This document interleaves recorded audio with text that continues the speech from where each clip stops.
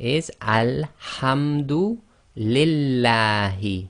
So we've got the name of Allah here with the, well, in grammar there's a preposition which is li, which is the word for, joined to the word Allah, so they drop the Hamzatul Wasl and one of the lam, so we have Lillahi.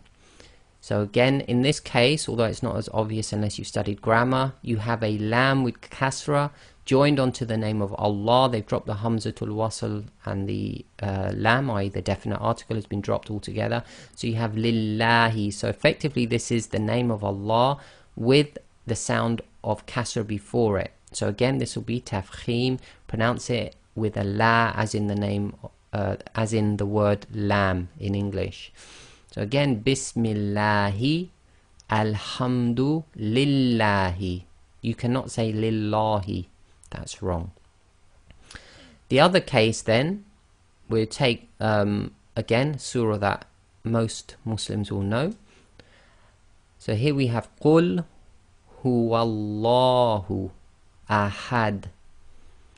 Okay, so before the name of Allah we have the waw with the fatha, so that makes the lam of Allah go tafkhim, i.e.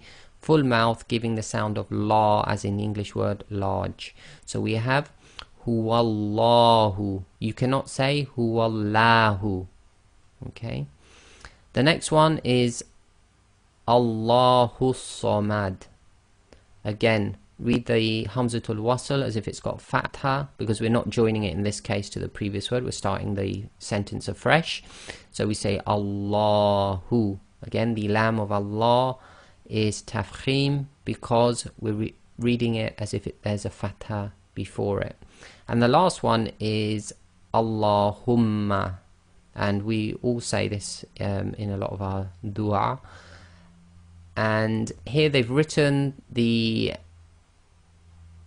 alif with the fatha joining to the lam with shadda. So Allahumma is one of the other cases apart from the name of Allah where the lam is not pronounced normally as taraqiq. So you can't say Allahumma, you say Allahumma. Okay, so that's the other case. However, the word itself, it will always begin with the alif with fatha anyway, so it's always going to be tafkhim, Allahumma. The next thing to cover is the length of the voweled lam in the name of Allah subhanahu wa ta'ala, and this is always 2 lengths long even if the short alif is not written.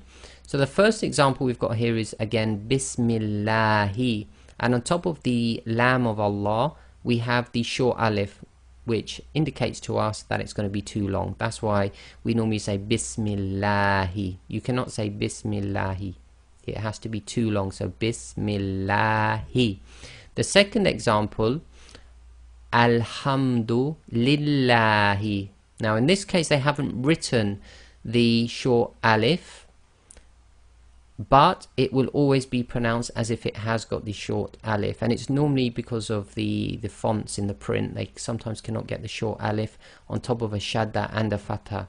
So always remember the lam of Allah is always 2 lengths long.